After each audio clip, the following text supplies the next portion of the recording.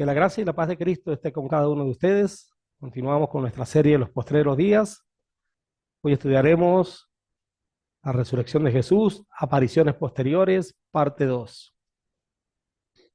En la lección anterior repasamos las apariciones de Jesús después de su resurrección. Luego del anuncio de su resurrección, hecho por los ángeles, se le apareció a María Magdalena, a las mujeres que dejaron el sepulcro, a los discípulos de Emaús, a Simón Pedro, al resto de los discípulos, excepto a Tomás. Todas estas apariciones fueron el mismo día que resucitó.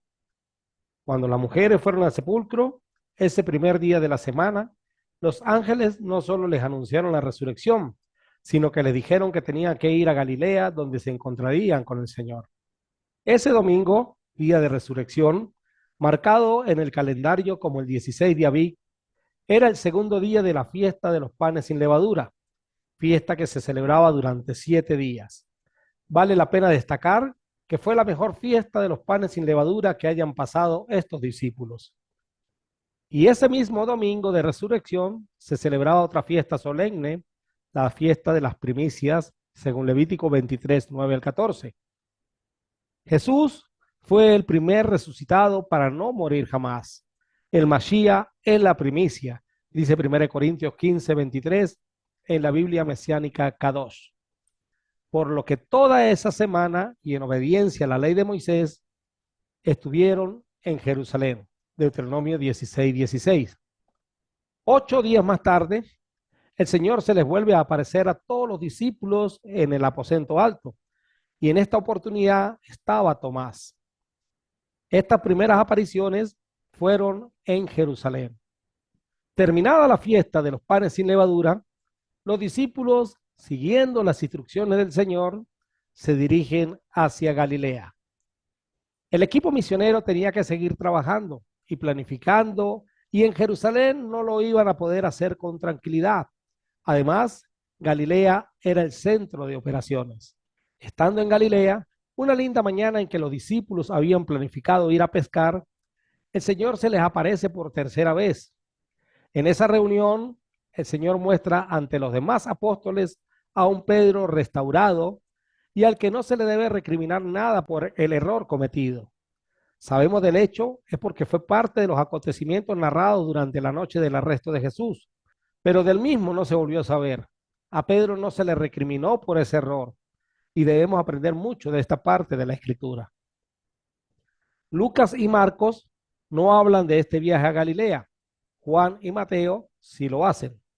De hecho, Jesús ya les había hablado de que se verían en Galilea después de resucitado. Eso está en Mateo 26, 32 y Marcos 14, 28. Pero los 11 discípulos se fueron a Galilea, al monte donde Jesús les había ordenado. Y cuando le vieron, le adoraron, pero algunos dudaban. Y Jesús se acercó y les habló diciendo: toda potestad me es dada en el cielo y en la tierra. Por tanto, id y haced discípulos a todas las naciones, bautizándolos en el nombre del Padre y del Hijo y del Espíritu Santo, enseñándoles que guarden todas las cosas que os he mandado. Y aquí yo estoy con vosotros todos los días hasta el fin del mundo. Amén. Mateo 28, 16 al 20. La mayoría de películas que he visto sobre Jesús muestran esta escena y las palabras que en ella se mencionan en el momento en que Jesús asciende. Y eso es un error de los guionistas. Luego hablaremos de la ascensión del Señor. Esta se llevó a cabo en Betania, cerca de Jerusalén, y esta palabra la dijo Jesús estando en Galilea en otra de sus apariciones a los discípulos. Recuerda que la tercera fue en el mar de Galilea y ahora es en un monte. Puede que esta sea la cuarta aparición.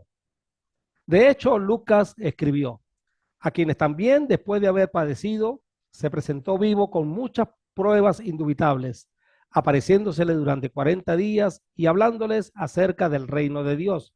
Hechos capítulo 1, versículo 3. En esos 40 días ya llevamos registradas 4 apariciones con los discípulos en forma grupal y unas cuantas más a individuos.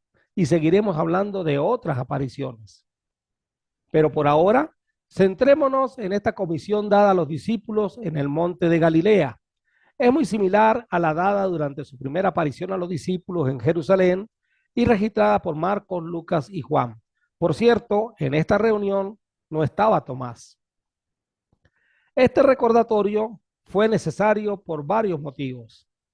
Durante la primera aparición hubo un encuentro de emociones que difícilmente pudieron haber puesto una buena atención a lo que Jesús les decía. En esa primera aparición les abrió el entendimiento soplando sobre ellos para que recibiesen el Espíritu Santo.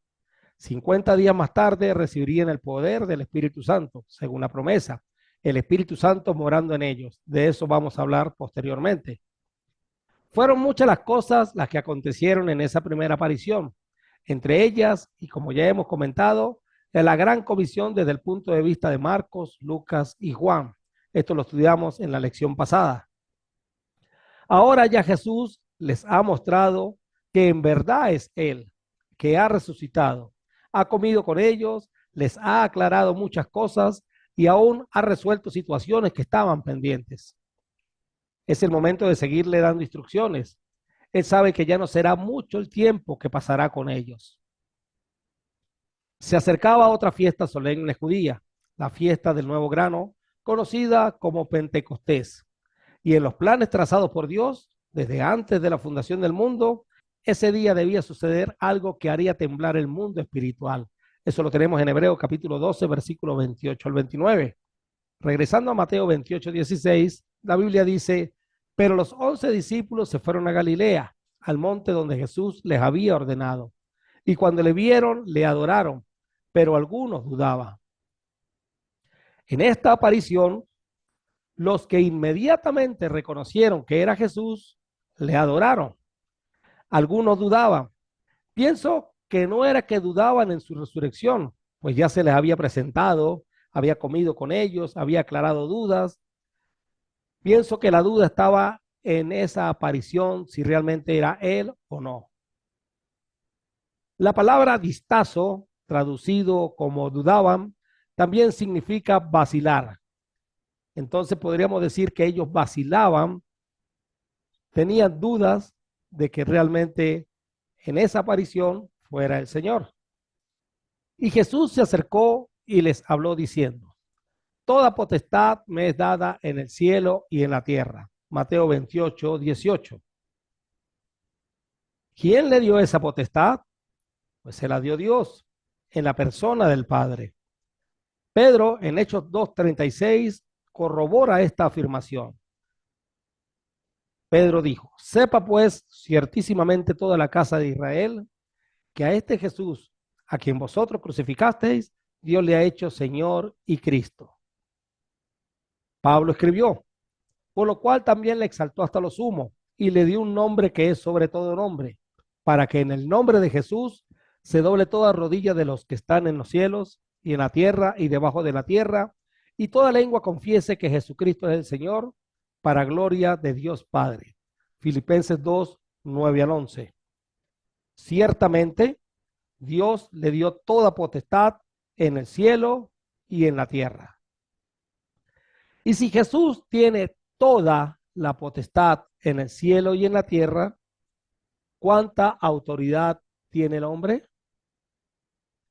Ninguna, ni en el cielo ni en la tierra. Por lo tanto, estando en Galilea, no le dio autoridad a Pedro sobre los demás apóstoles, ni sobre los demás discípulos. Eso lo estudiamos en el texto de Juan 21, 15 al 19, ya comentado en su contexto en la lección anterior. Tampoco en Mateo 16, 13 al 19, le dio supremacía a Pedro. Lo que sí le dio fue la bendición de abrirle las puertas del reino, o sea, le dio las llaves para abrir las puertas del reino a toda la humanidad a través de la predicación del evangelio. Fue el primero en predicarle tanto a judíos como a gentiles. A judíos en Hechos capítulo 2 y a los gentiles en Hechos capítulo 10. Y si no le dio a Pedro autoridad, mucho menos a los que se hacen llamar sucesores de Pedro. En la lección anterior mencionamos el único caso de sucesión apostólica que aparece en las Escrituras. Y fue cuando Matías sustituyó a Judas Iscariote. Y si Jesús tiene toda la autoridad en el cielo y en la tierra, tampoco ningún hombre sea evangelista, sea anciano, obispo, pastor, tiene algún tipo de autoridad. Toda la autoridad la tiene Jesús. Y como lo mencioné en la lección anterior, lo que Jesús sí ha tenido y sigue teniendo son embajadores. El apóstol Pablo escribió: así que somos embajadores en nombre de Cristo, como si Dios rogase por medio de nosotros, o rogamos en nombre de Cristo, reconciliados con Dios. Según de Corintios 5:20. Embajadores en nombre de Cristo, quienes ejercemos la autoridad de Cristo expresada en su palabra. O rogamos en nombre de Cristo, dice el apóstol. Embajadores cuya tarea principal es llamar a la gente a que se reconcilie con Dios. Por tanto, id y haced discípulos a todas las naciones, bautizándolos en el nombre del Padre y del Hijo y del Espíritu Santo, enseñándoles que guarden todas las cosas que os he mandado, y aquí yo estoy con vosotros todos los días hasta el fin del mundo. Amén. Mateo 28, 19 al 20. Y es por esa autoridad que tiene Cristo, tanto en el cielo como en la tierra, que Él manda a hacer discípulos a todas las naciones. Y a esos creyentes hay que bautizarlos en el nombre del Padre y del Hijo y del Espíritu Santo, enseñándoles que guarden todo lo que Jesús ha mandado, y Él prometió que estaría todos los días con nosotros hasta el fin del mundo. Amén. Y esto lo hace por medio de la presencia del Espíritu Santo. Enseñando la palabra de Cristo, se hacen discípulos verdaderos. Juan 8, 31 al 32. Y Jesús dijo a los que habían creído en Él: si vosotros permaneciereis en mi palabra, seréis verdaderamente mis discípulos, y conoceréis la verdad, y la verdad os hará libres. A esos discípulos verdaderos se les llamó cristianos. En Hechos capítulo 11, versículo 26. Se les llamó cristianos por primera vez en Antioquía, dice la palabra de Dios. Por lo que Jesús mandó a ser cristianos, solo cristianos, sin ningún otro nombre, sin ninguna otra denominación, que lejos de unir, tal y como Cristo lo pidió en la noche que fue entregado, según Juan 17, 20 al 23, lo que hace es dividir, como lo escribió Pablo en 1 Corintios 1, 10 al 13. Cristo quiere cristianos, discípulos verdaderos que permanezcan en su palabra. Jesús resalta en esa oración de Juan 17, 20 al 23, que la unidad es por seguir su palabra, que es la misma palabra apostólica, por lo que han de creer en mí por la palabra de ellos. Y ese ellos es o se refiere a los apóstoles, y no siguiendo la palabra que ha sido cambiado por los hombres en el transcurso de la historia. Si usted sigue estos estudios, se va a dar cuenta cómo ha sido cambiada a través de los siglos que han pasado hasta este siglo XXI. Esos discípulos, los que creen a la palabra de Cristo, deben ser bautizados en el nombre del Padre y del Hijo y del Espíritu Santo, es decir, por la autoridad de Dios, para entrar en la familia de Dios y ser añadidos a su iglesia. Hechos 2, 41 y 47. Y esa es una enseñanza que no debe ser cambiada y debe ser enseñada una y otra vez por cada discípulo que vaya conociendo y obedeciendo la palabra de Dios. Él estará con su iglesia hasta el fin del mundo a través del Espíritu Santo que iba a enviar y del cual también estudiaremos en postreras lecciones. Bautismo significa inmersión. Cristo manda a que seamos sumergidos en el agua para entrar en su familia. Hay muchos versículos que avalan lo que yo estoy diciendo y que ya hemos estudiado en anteriores oportunidades. Esta gráfica nos representa la muerte, la sepultura y la resurrección de Cristo. Al fondo vemos unas cruces que representan la muerte. En primer plano vemos la losa donde fue puesto el cuerpo de Jesús, sin el cuerpo de Jesús, dentro de la tumba. Y en el plano vemos a la piedra corrida, mostrándonos de esta manera la resurrección. Apariciones del Señor resucitado hasta el momento. Se le apareció a María Magdalena en el sepulcro, ahí están los textos bíblicos. a las mujeres que dejaron el sepulcro, a los discípulos de Emaús, una historia bastante interesante analizada en la lección anterior. Se le apareció a Simón Pedro, según Lucas 24:34 y 1 Corintios 15:5, a 10 de los apóstoles, exceptuando a Tomás, ese primer día de la resurrección. 8 días después, se le apareció a los 11, ahí estaba Tomás. Luego fueron a Galilea y se le apareció a 7 discípulos cerca del mar de Galilea. Otra historia importante de restauración del apóstol Pedro, también estudiada en la lección anterior. A 11 apóstoles en el monte de Galilea, acabamos de estudiarlo, cuando les mandó a enseñar y hacer discípulos a todas las naciones. El apóstol Pedro, cuando le predicó el evangelio a los primeros gentiles, Cornelio y familia, expresó: a este levantó Dios al tercer día e hizo que se manifestase no a todo el pueblo, sino a los testigos que Dios había ordenado de antemano, a nosotros que comimos y bebimos con él después que resucitó de los muertos, y nos mandó que predicásemos al pueblo y testificásemos que él es el que Dios ha puesto por juez de vivos y muertos. De este dan testimonio todos los profetas, que todos los que en él creyeren recibirán perdón de pecados por su nombre. Hechos 10, 40 al 43. En primera instancia, Dios quiso que se le manifestase no a todo el pueblo, sino a los testigos que Dios había ordenado de antemano, a los que leímos en la lista anterior. Luego el Señor tuvo otras apariciones no registradas en los evangelios, pero sí en la carta que Pablo escribió a los Corintios. Y como vamos a ver en esta oportunidad, no solo se le apareció a los discípulos, sino se le apareció a dos que en un principio no creían en él. El credo más antiguo de la iglesia. Ustedes ven ahí una gráfica que representa al credo de Nicea, el año 325 después de Cristo. De este concilio vamos a hablar en lecciones posteriores cuando lleguemos al siglo IV en la historia de la iglesia. Mucha gente cree que el credo más antiguo de la iglesia es el credo de Nicea, pero entre los círculos cristianos hubo un credo que circuló a escasos años de la muerte de Cristo, como lo estudiaremos en breve, y este fue el que recibió Pablo y siguió transmitiendo.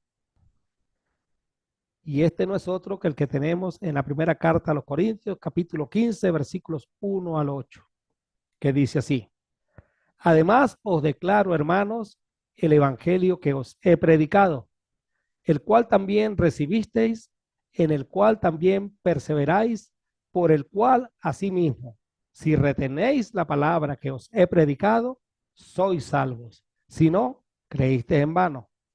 Porque primeramente os he enseñado lo que asimismo recibí, que Cristo murió por nuestros pecados conforme a las Escrituras, y que fue sepultado, y que resucitó al tercer día conforme a las Escrituras, y que apareció a Cefas y después a los 12. Después apareció a más de 500 hermanos a la vez, de los cuales muchos viven aún y otros ya duermen. Después apareció a Jacobo, después a todos los apóstoles. El siguiente extracto lo tomé del libro El caso de Cristo de Lee Strobel, quien entrevistó al doctor Gary Habermas, un reconocido y ferviente luchador de la enseñanza sobre la resurrección de Cristo. Hablando de 1 Corintios 15, 1 al 8, el doctor Gary Habermas comentó: el eminente erudito Joaquín Jeremías se refiere a este credo como la tradición más antigua de todas, y Ulrich Wilkens dice que indudablemente se remonta a la fase más antigua de la historia del cristianismo primitivo. Esto hizo surgir la pregunta de cuán primitivo es el credo. ¿Cuán lejos puede remontarse? Pregunté. Respondió el doctor Gary Habermas: sabemos que Pablo escribió 1 Corintios entre los años 55 y 57 después de Cristo. Indica en 1 Corintios 15, 1 al 4, que ya ha transmitido este credo a la iglesia de Corinto, lo cual coloca la fecha mucho antes, durante su visita allí en el año 51 después de Cristo. Por lo tanto, el credo se estaba utilizando dentro de los primeros 20 años de la resurrección, lo cual es bastante temprano. Sin embargo, estoy de acuerdo con varios eruditos que lo remontan a una época anterior, a unos 2 a 8 años después de la resurrección, o del 32 al 38 después de Cristo, cuando Pablo lo recibió ya sea en Damasco o en Jerusalén. Por lo tanto, este material es increíblemente temprano, testimonio primitivo, sin artificios, del hecho que Jesús se apareció vivo a escépticos como Pablo y Jacobo, al igual que a Pedro y al resto de los discípulos. Sin embargo, protesté, dijo Strobel, no es un relato de primera mano. Pablo está dando la lista de segunda o tercera mano. ¿No disminuye eso su valor como evidencia? Para Habermas, no. Tenga presente que Pablo afirma personalmente que Jesús se le apareció también a él. Por lo tanto, esto constituye un testimonio de primera mano. Y Pablo no tomó esta lista de un extraño que cruzó en la calle. La perspectiva predominante es que la recibió directamente de testigos oculares, los propios Pedro y Jacobo, y procuró con diligencia confirmar su precisión. Esa era una afirmación fuerte. ¿Cómo lo sabe?, preguntó Strobel. Concuerdo con los eruditos que creen que Pablo recibió este material 3 años después de su conversión, cuando hizo un viaje a Jerusalén y se encontró con Pedro y Jacobo. Pablo describe ese viaje en Gálatas capítulo 1, versículos 18 y 19, donde emplea una palabra griega muy interesante, historeo. No estaba familiarizado con el significado de la palabra. ¿Por qué es significativo?, preguntó Strobel. Porque esta palabra indica que no fue de visita social cuando se encontró con ellos. Demuestra que fue en un viaje de investigación. Pablo estaba actuando como un perito investigador, alguien que estaba corroborándolo detenidamente. Por lo tanto, el hecho de que Pablo confirmó los hechos en persona con 2 testigos oculares que se mencionan específicamente en el credo, Pedro y Jacobo, esto le otorga más peso. Uno de los pocos eruditos judíos del Nuevo Testamento, Pinchas Lápide, señala que la evidencia a favor del credo es tan fuerte que puede considerarse una declaración de un testigo ocular. Esto lo tomé del libro El caso de Cristo de Lee Strobel en una entrevista que le hizo al doctor Gary Habermas. La lista de Pablo. En la lista de las apariciones que Pablo escribió a la iglesia en Corinto y que, como leímos, es parte de un credo muy antiguo en la iglesia, están la aparición a Cefas o Simón Pedro, también avalada por Lucas capítulo 24 versículos 34. La aparición a los 12, según Juan 26 al 29, también lo confirma. Pablo menciona a los 12 porque era la manera en que se conocía y se diferenciaba el grupo de los apóstoles de los demás. Lea Juan 20, 24 y Hechos 6, 2. Así como Juan escribió en el Apocalipsis acerca de que las puertas llevarán el nombre de los 12 apóstoles, y para ese tiempo ya eran 13, si contamos a Matías y a Pablo, según Apocalipsis 21, 14. El número 12 representa al pueblo de Dios. Así como el mismo Juan en Apocalipsis 7, 5 al 8, habló de las 12 tribus de Israel, siendo en realidad 13 tribus. En esa oportunidad no mencionó la tribu de Dan. Como podemos observar, en la lista de Pablo no están las apariciones a las mujeres, ni a los discípulos camino a Emaús, ni la aparición hecha cuando no estaba Tomás, ni las de Galilea. Después apareció a más de 500 hermanos a la vez, de los cuales muchos viven aún y otros ya duermen. Después apareció Jacobo, después a todos los apóstoles. Eso también nos habla los evangelios en Mateo 28, 16 al 20. Y al último de todos, como a un abortivo, me apareció a mí, porque yo soy el más pequeño de los apóstoles, que no soy digno de ser llamado apóstol porque perseguí a la iglesia de Dios. A continuación, estudiaremos acerca de estas últimas apariciones, las cuales son muy importantes porque se le aparece a una gran multitud, se le aparece a un hermano carnal que era escéptico y se le aparece a un enemigo de la fe, perseguidor de la iglesia. Apareció a más de 500 hermanos. Para esta parte del estudio volveré a citar la entrevista que le hizo el periodista Lee Strobel al doctor Gary Habermas en su libro El caso de Cristo. El credo de 1 Corintios 15 es el único pasaje de la literatura antigua que afirma que Jesús se apareció a 500 personas a la vez. Los evangelios no lo corroboran. Ningún historiador secular lo menciona y para mí constituye una señal de advertencia, dijo Strobel. Si eso realmente sucedió, ¿por qué nadie más habla de ello? Le pregunté a Habermas. ¿No creería que los apóstoles lo citarían como evidencia donde quiera que fueran?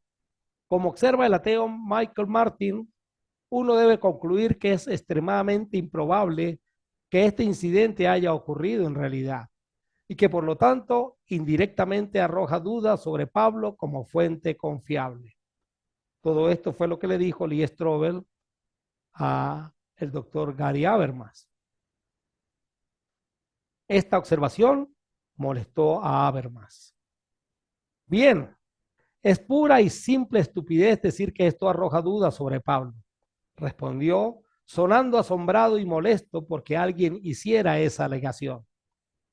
Hágame un favor. En primer lugar, aunque solo esté registrado en una sola fuente, resulta ser el pasaje más antiguo y mejor autenticado de todos. Y eso sí que es algo. En segundo lugar, parece que Pablo tuvo cierta cercanía a estas personas. Él dice, la mayoría de los cuales vive todavía, aunque algunos han muerto. Pablo conocía a alguna de estas personas o se lo dijo a alguien que las conocía y sabía que todavía estaban con vida y dispuestos a ser entrevistados. Ahora deténgase a considerarlo por un momento. Uno nunca incluiría esa frase a menos que tuviera la seguridad de que esas personas confirmarían que en verdad sí habían visto a Jesús con vida. Quiero decir que Pablo prácticamente estaba invitando a las personas a que lo corroboraran por sí mismo. No lo habría dicho si no supiera que lo iban a respaldar. En tercer lugar, cuando uno tiene una sola fuente, se puede preguntar, ¿por qué no hay más? Sin embargo, no puede decir, esta fuente única es despreciable sobre la base de que ningún otro la retoma. No se puede degradar a esta única fuente de esta manera. Por lo tanto, eso no pone en duda a Pablo para nada, créame. A Martín le encantaría poder hacerlo, pero no lo puede hacer en forma legítima. Este es un ejemplo de cómo algunos críticos quieren quedarse con el pan y con la torta. Generalmente denigran el relato de la resurrección de los evangelios para favorecer a Pablo, ya que se le considera la autoridad principal. Sin embargo, en este asunto, cuestionan a Pablo a favor de textos en los que, para empezar, no tienen tanta confianza. ¿Qué revela esto acerca de su metodología? Todavía me costaba imaginarme esa aparición de Jesús ante una multitud tan grande, pensó Strobel.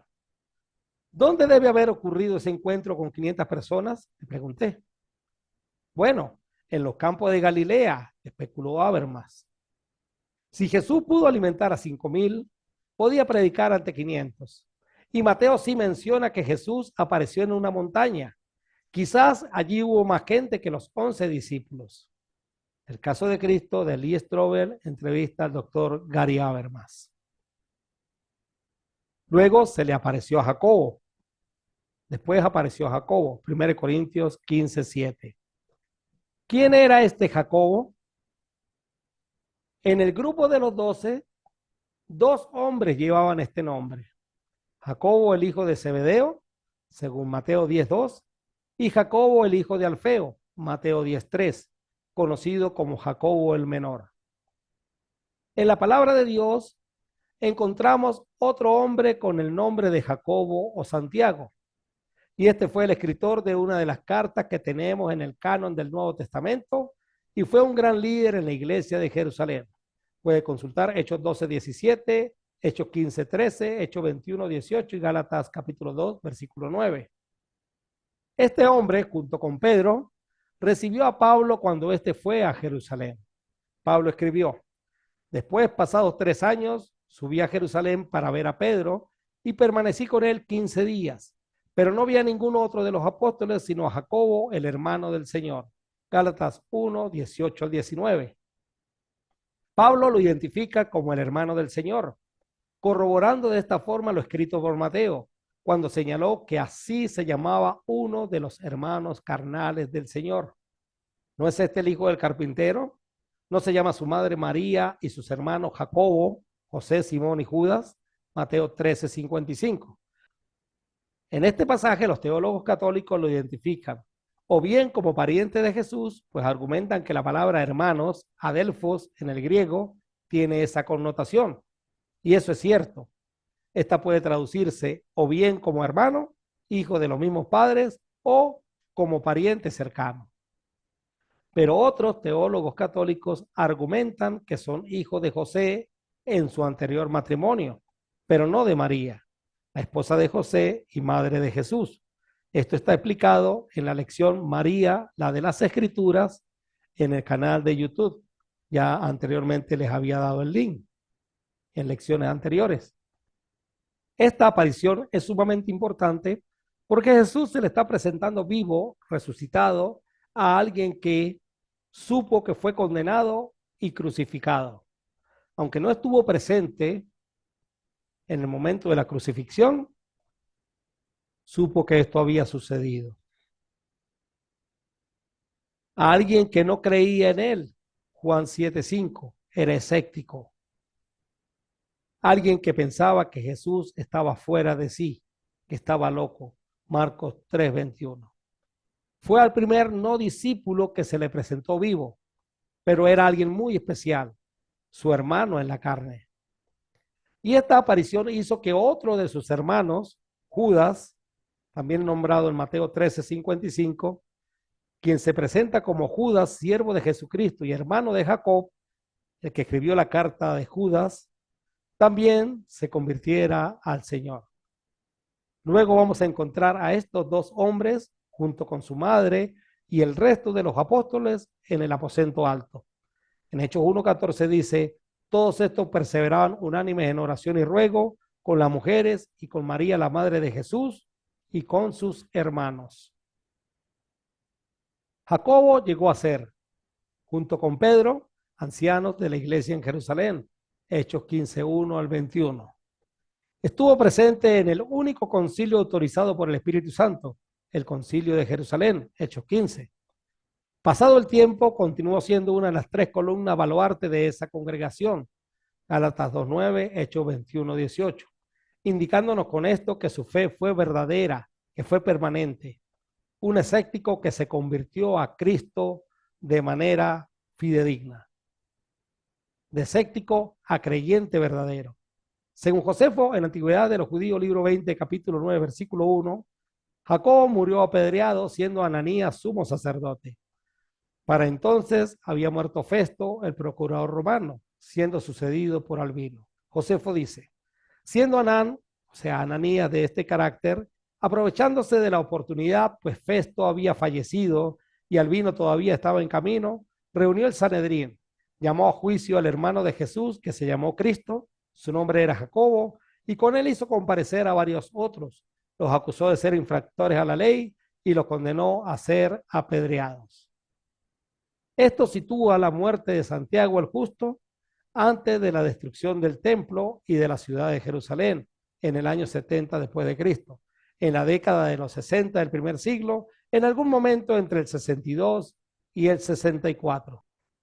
Entre los Jacobos tenemos entonces a Jacobo el hijo de Zebedeo, a Jacobo el hijo de Alfeo o Jacobo el menor y a este Jacobo o Santiago el Justo, el hermano del Señor.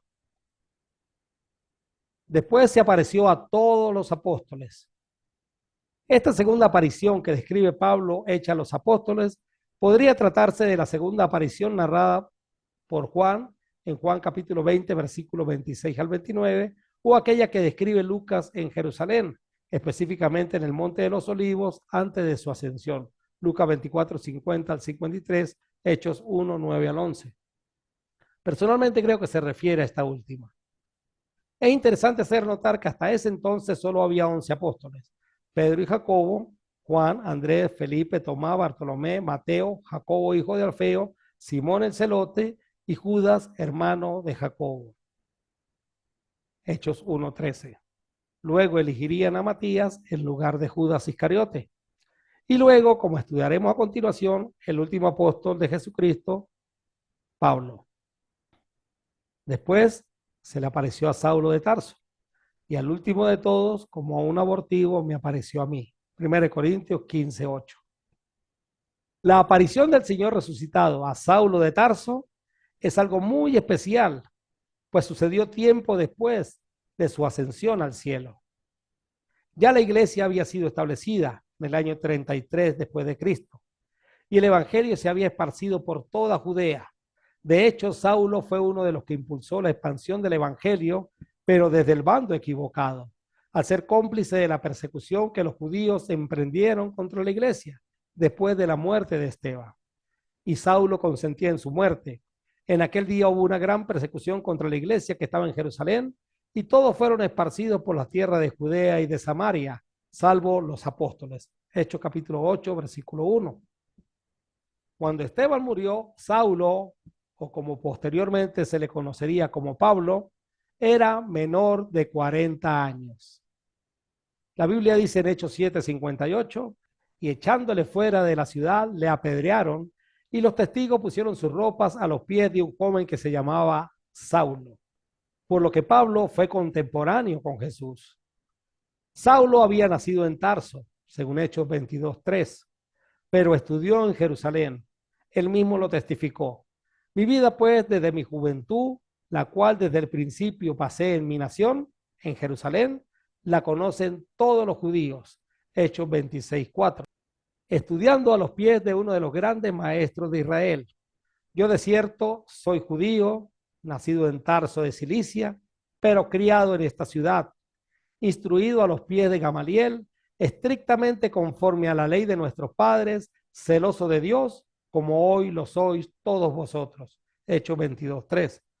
Yo ciertamente había creído mi deber hacer muchas cosas contra el nombre de Jesús de Nazaret, lo cual también hice en Jerusalén. Yo encerré en cárceles a muchos de los santos, habiendo recibido poderes de los principales sacerdotes, y cuando los mataron, yo di mi voto. Hechos 26:9-10. La expresión yo di mi voto nos describe que Pablo tenía un gran puesto de influencia dentro del judaísmo. Algunos argumentan que pudo ser miembro del Sanedrín. Ahora bien, para ser miembro del Sanedrín tenía que ser un hombre casado. Claramente, para cuando Pablo escribió la carta a los Corintios, no era un hombre casado. Él escribió, digo pues a los solteros y a las viudas que bueno les fuera quedarse como yo. 1 Corintios 7:8. Pablo para ese entonces estaba solo. Pudo haber estado soltero o viudo. Si antes de convertirse al cristianismo fue un hombre soltero, no pudo haber pertenecido al Sanedrín, pero debió haber sido un hombre de gran influencia dentro del judaísmo.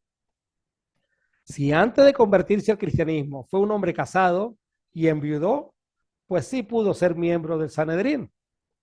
Hay quienes piensan que por causa de su conversión al cristianismo, su esposa lo dejó y está dentro de las cosas que tuvo que hacer a un lado.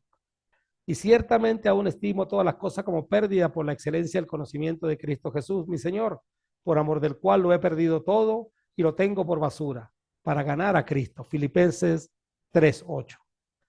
No descarto ninguna de esas hipótesis. Lo cierto es que Pablo tenía gran influencia en las altas esferas del judaísmo, pero siendo contemporáneo con Jesús, habiéndose criado en Jerusalén, teniendo un puesto de influencia dentro del judaísmo, al punto de dar su voto y consentir en la persecución de los cristianos, nos hace pensar que pudo haber conocido o al menos haber oído de Jesús. Los evangelios no mencionan ningún encuentro entre Jesús y Saulo, pero habiendo sido Jesús una piedra en el zapato para el liderazgo judío, de seguro al menos debió haberlo oído nombrar. Tal vez Pablo o Saulo, por algún motivo, durante el tiempo del ministerio de Cristo, tuvo que ausentarse de Jerusalén. Saulo se convirtió en uno de los grandes perseguidores de la iglesia y muchas veces castigándolos en todas las sinagogas, los forcé a blasfemar y enfurecido sobremanera contra ellos, los perseguí hasta en las ciudades extranjeras. Hechos 26:11. No se sabe a ciencia cierta cuánto tiempo pudo haber pasado entre el establecimiento de la iglesia y el encuentro de Saulo con Jesús, pero fue el tiempo suficiente para que la iglesia se multiplicara. Unos datan el encuentro de Saulo con Jesús en el camino a Damasco, unos 2 o 3 años después de la muerte de Cristo, que es el mismo año del establecimiento de la iglesia. Otros lo colocan un poco más allá. Fue yendo a perseguir a los cristianos a una de esas ciudades extranjeras que ocurrió el evento que nos ha traído hasta aquí. El Señor Jesús se le apareció. Él mismo lo contó de la siguiente manera. Yo entonces dije, ¿quién eres, Señor? Y el Señor dijo, yo soy Jesús a quien tú persigues.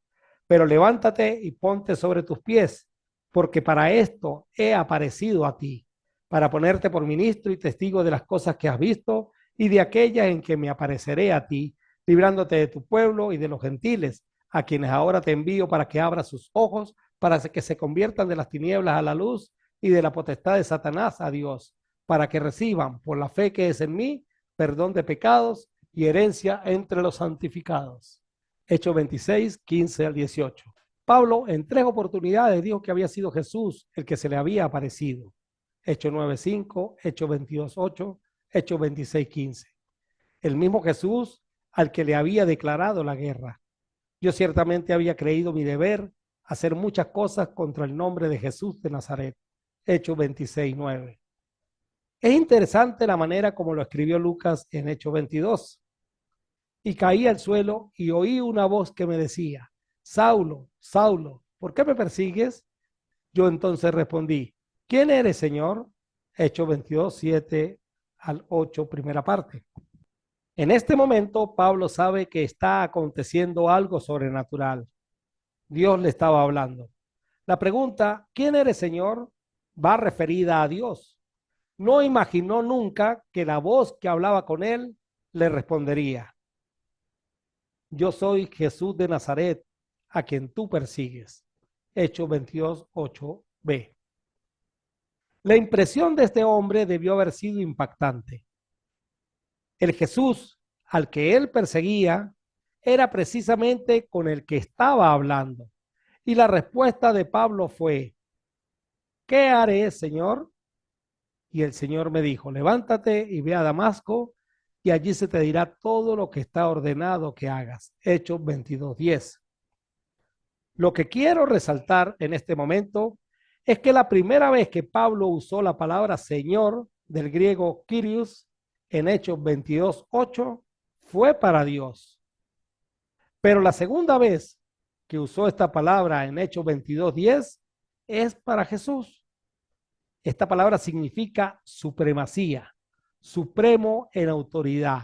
Esto es, como sustantivo, controlador. Por implicación, Señor, como título de respeto. Señor, soberano, ungido, hacer, amo, Cristo, Dios, dueño. Pablo declaraba por primera vez el señorío del Cristo. Los judíos eran monoteístas.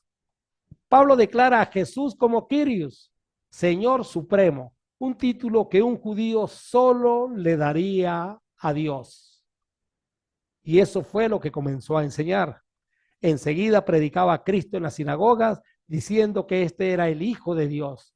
Y todos los que le oían estaban atónitos y decían, ¿no es este el que asolaba en Jerusalén a los que invocaban este nombre y a eso vino acá para llevarlos presos ante los principales sacerdotes? Pero Saulo mucho más se esforzaba y confundía a los judíos que moraban en Damasco, demostrando que Jesús era el Cristo. Hechos 9, 20 al 22, demostrando que Jesús era el Mesías, era el Señor. Y me aconteció, vuelto a Jerusalén, que orando en el templo me sobrevino un éxtasis y le vi que me decía, date prisa y sal prontamente de Jerusalén, porque no recibirán tu testimonio acerca de mí. Yo dije, Señor, ellos saben que yo encarcelaba y azotaba en toda la sinagoga a los que creían en ti. Y cuando se derramaba la sangre de Esteban, tu testigo, yo mismo también estaba presente y consentía en su muerte y guardaba las ropas de los que le mataban. Pero me dijo, ve, porque yo te enviaré lejos a los gentiles. Hechos 22, 17 al 21. ¿Para qué se le apareció Jesús resucitado a Pablo? Para ponerte por ministro y testigo de las cosas que has visto. Hechos 26, 16.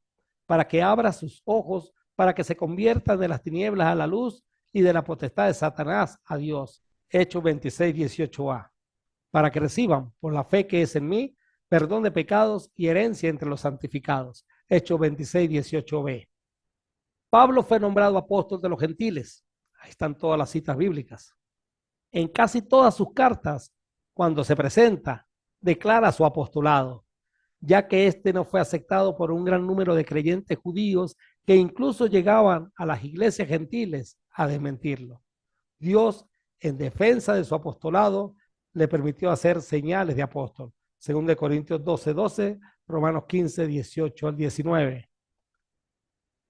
Así como la aparición a Jacobo fue especial por ser un escéptico y el primer no discípulo al que se le presentó el Señor resucitado, la aparición a Pablo también es sumamente importante, porque no solo no era discípulo, sino un enemigo de la fe.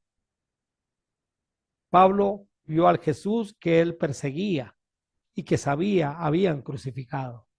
No solo lo vio, sino que confesó su señorío. Comenzó a predicar que Jesús era Señor y Dios de la misma naturaleza del Padre. Fue nombrado apóstol de los gentiles y murió por Cristo. Apariciones. Entonces tenemos apariciones del relato en los evangelios y en la lista de Pablo. Apareció a María Magdalena en el sepulcro, a las mujeres que dejaron en el sepulcro, a 2 discípulos en el camino a Emaús, a Pedro en Jerusalén, también Pablo lo reseñó, dijo, apareció a Cefas, apareció a los 10 apóstoles en el aposento alto en Jerusalén, exceptuando a Tomás. Apareció a los 11 de los apóstoles en el aposento alto en Jerusalén, incluyendo a Tomás. Pablo lo reseñó como apareció a los 12. Ya explicamos por qué Pablo dice a los 12.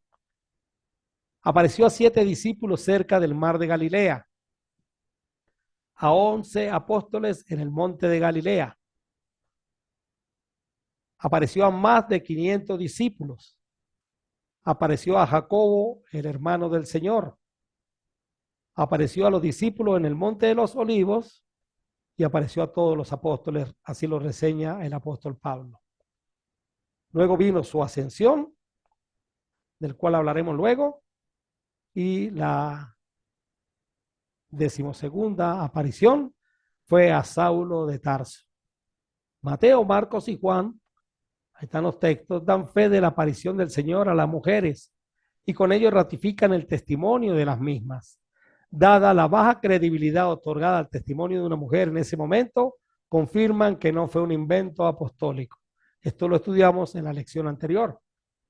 La mayoría de los eruditos piensan que la razón por la cual esta aparición no está incluida en la lista de testigos citada por Pablo es la inutilidad de citar a las mujeres testigos, por lo que ya hemos reseñado.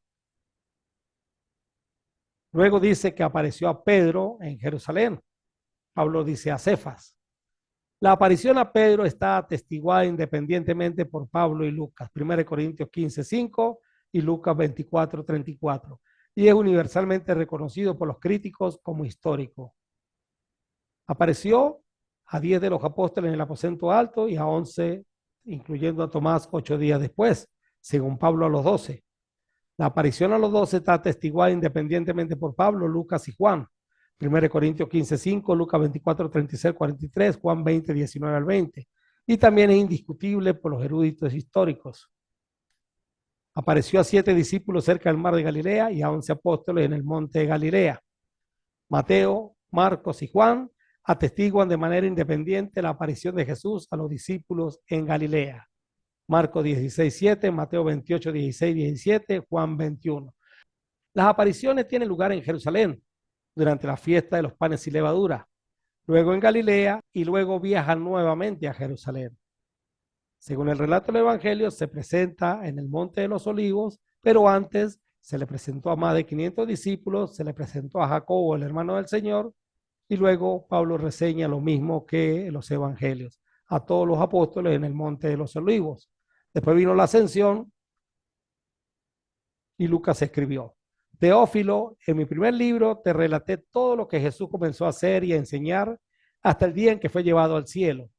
después de haberles dado a sus apóstoles escogidos instrucciones adicionales por medio del Espíritu Santo. Durante los 40 días posteriores a su crucifixión, Cristo se apareció varias veces a los apóstoles y le demostró con muchas pruebas convincentes que él realmente estaba vivo, y les habló del reino de Dios. Una vez, mientras comía con ellos, les ordenó: no se vayan de Jerusalén hasta que el Padre les envíe el regalo que les prometió. Tal como les dije antes, Juan bautizaba con agua, pero en unos cuantos días ustedes serán bautizados con el Espíritu Santo. Hechos 1:1-5, en la Nueva Traducción Viviente. Y años más tarde, pues se le apareció a Saulo de Tarso, que fue la 12ª aparición. De las 12 apariciones registradas en el Nuevo Testamento, 4 fueron a personas individuales: a María Magdalena en el sepulcro, a Pedro en Jerusalén, a Jacobo, el hermano del Señor, y a Saulo de Tarso. 8 fueron grupales: a las mujeres que dejaron el sepulcro, a los 2 discípulos en el camino de Emaús, a 10 de los apóstoles en el aposento alto, luego a los 11 apóstoles, a 7 discípulos cerca del mar de Galilea, luego a 11 apóstoles del monte de Galilea, a más de 500 discípulos y a todos los apóstoles allá en el monte de los Olivos. Hay quienes dicen que estas apariciones no fueron más que alucinaciones. Para estudiar mejor esta parte, quiero que vayamos nuevamente al libro El caso de Cristo de Lee Strobel, en su entrevista con el doctor Gary Habermas. Quizás los testigos fueron sinceros al creer que vieron a Jesús. Quizás registraron con precisión lo que sucedió. Sin embargo, puede ser que hayan estado viendo una alucinación que los convenció de que estaban en presencia de Jesús cuando en realidad no era así, preguntó Lee Strobel. Habermas sonrió ante la pregunta. ¿Conoces a Gary Collins?, me preguntó. La pregunta me tomó por sorpresa. Seguro, respondí, lo conozco. Estuve en su oficina hace poco para entrevistarlo para este mismo libro. ¿Cree que es un psicólogo calificado?, preguntó Habermas. Sí, contesté débilmente, porque me daba cuenta que me estaba preparando algo. Doctor, profesor durante 20 años, autor de numerosos libros sobre cuestiones psicológicas, presidente de una asociación nacional de psicólogos. Sí, seguro lo consideraría calificado. Habermas me alcanzó una hoja de papel. Le pregunté a Gary acerca de la posibilidad de que se tratara de alucinaciones y esta es su opinión personal. Me dijo y leí el documento. Las alucinaciones son apariciones individuales. Por su propia naturaleza, solo una persona puede ver una alucinación dada a la vez. Ciertamente no son algo que un grupo de personas puede ver, ni es posible que una persona pueda de algún modo inducir una alucinación en otra persona. Dado que la alucinación existe solo en este sentido personal, subjetivo, es evidente que otros no pueden presenciarla. Ese, anunció Habermas, es un problema grande para la teoría de la alucinación, dado que hay reiterados relatos de que Jesús se apareció a muchas personas que contaron lo mismo. Contamos 8 apariciones grupales. Y hay varios argumentos más acerca de por qué las alucinaciones no pueden dar cuenta de sus apariciones, continuó. Los discípulos se encontraban temerosos, dubitativos y angustiados después de la crucifixión, mientras que las personas que alucinan necesitan tener una mente fértil de expectativa o anticipación. Pedro era cabeza dura, por Dios. Jacobo era un escéptico. Ciertamente no eran buenos candidatos para las alucinaciones. Asimismo, las alucinaciones son comparativamente inusuales. Por lo general son producto de las drogas o de privaciones físicas. Las probabilidades son que usted no conoce a ninguna persona que alguna vez haya tenido alucinaciones que no fueran causadas por una de estas dos opciones. Sin embargo, se supone que debemos creer que en el transcurso de varias semanas, personas de todo tipo de trasfondo, de todo tipo de temperamento, en varios lugares, todas ellas tuvieron alucinaciones. Eso es forzar la hipótesis bastante, ¿no es así? Además, si establecemos que los relatos de los evangelios son confiables, ¿cómo explica que los discípulos comieran con Jesús y lo tocaron? ¿Cómo camina con 2 de ellos por el camino de Emaús y queda la tumba vacía? Si la gente solo imaginaba que veía a Jesús, Su cuerpo estaría todavía en la tumba. Pensé, está bien. Si no fue una alucinación, quizás fue algo más sutil, dijo Strobel, o pensó Strobel. ¿Pudo haber sido un caso de pensamiento colectivo en el que unos convencen a otros de que vieron algo que no existe? Le pregunté. Tal como lo observó Michael Martin, una persona llena de celo religioso puede ver lo que quiere ver y no lo que realmente tiene delante. Habermas se rió. ¿Sabe? Uno de los ateos con los que debatí, Anthony Flew, me contó que no le gusta que otros ateos usen ese último argumento, porque es un arma de doble filo. Tal como observó Flew, los cristianos creen porque quieren, pero los ateos no creen porque no quieren. En realidad, hay varias razones por las cuales los discípulos no pueden haberse persuadido a creerlo unos a otros. Como centro de su fe, había demasiado en juego. Murieron por defenderlo.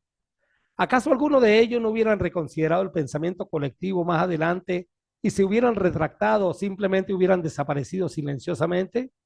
¿Y qué de Jacobo, quien no creía en Jesús, o de Pablo, quien perseguía a los cristianos? ¿Cómo llegaron a que los convencieran de haber visto algo? Aún más, ¿y qué de la tumba vacía? Y para rematar, esta perspectiva no da cuenta del lenguaje directo de visión en el credo de 1 Corintios 15 y otros pasajes. Los testigos oculares, por lo menos, estaban convencidos de que habían visto a Jesús vivo y el pensamiento colectivo no explica este aspecto muy bien. Habermas hizo una pausa lo suficientemente larga como para tomar un libro y terminar su argumento con una cita del prominente teólogo e historiador Karl Braden.